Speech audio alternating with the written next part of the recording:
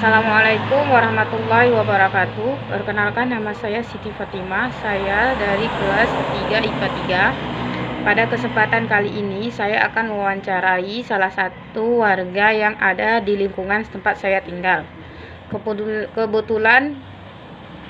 Kebetulan warga yang saya wawancarai ini adalah seorang pedagang yang rumahnya tidak jauh dari tempat saya tinggal. Langsung saja kita menuju warung tempat dagang tersebut.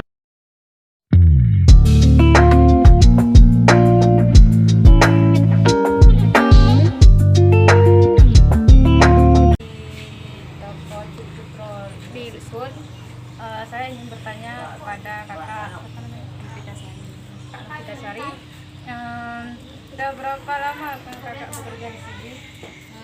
Kerja di sini udah 5 tahun. Selain di tempat ini, adakah tempat lain untuk ibu berjualan? Memang di sini mata pencariannya pertama, jadinya di sini letak. Mengapa ibu memilih bekerja sebagai pedagang? Karena kalau dibilang mudah, nggak mudah juga. Tapi kalau berjualan, berdagang ini lebih kayak hobi, memang hobinya memang jualan. Ya, ikut hobi aja. Kalau yang lain kita nggak ada hobi, nggak bisa. Dari pukul berapa biasanya ibu berjualan di sini? Kalau ikut orang-orang ini biasanya jualannya jam 8, tapi karena kita kesibukan di rumah, jadinya buka aja jam 9, habis itu pulangnya jam 6. Secara umum berapa keuntungan ibu? Secara umum kalau kita bilang keuntungannya, karena kita anak buah ya, bukan toke ya, tapi orang nggak banyak juga. Tapi sekarang kan orang belinya sama penjual lebih banyak penjualnya daripada pembelinya, jadi keuntungan dari penjualnya kurang. Apakah yang ibu lakukan agar para pelanggan selalu merasa puas? Pertama respon kita terhadap orang tua, itu barang yang kita sediakan harus sesuai dengan keinginan orang tuh, misalnya model baru, misalnya contohnya, dan unik-unik juga. Bagaimana hobi orang tuh, misalnya lagi ngeter apa hari ini, misalnya kayak brisket kayak kemarin, jadi kita bawa pulang kayak gitu. Lagi motif untuk orang-orang tua syari, maka kita bawa pulang syari juga gitu. Untuk anak gadis kayak celana li ataupun rok-rok gitu, kita bawa pulang kayak gitu. Kayak gitu cara kita menarik pelanggan. Jadi apa yang ngetren? Ya, harus apa yang ngetren. Kalau kita tarik misalnya baju orang tua kita kasih untuk anak gadis, nggak bisa. Tapi untuk punya orang tua, tetap untuk punya orang tua, tanpa anak gadis tetap bukan anak gadis. Apakah yang ibu lakukan jika terjadi kenaikan harga pada bahan dasar dari penjualan?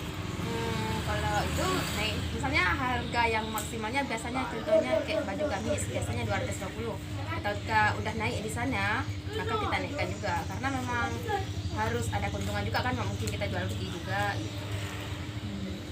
Adakah suka duka yang ibu alami selama berdagang?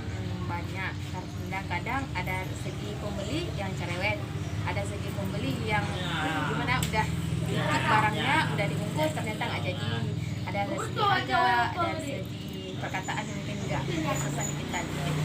Pokoknya kita menjualnya kan, mana ada bekerja yang mudah harus ada tulisnya juga.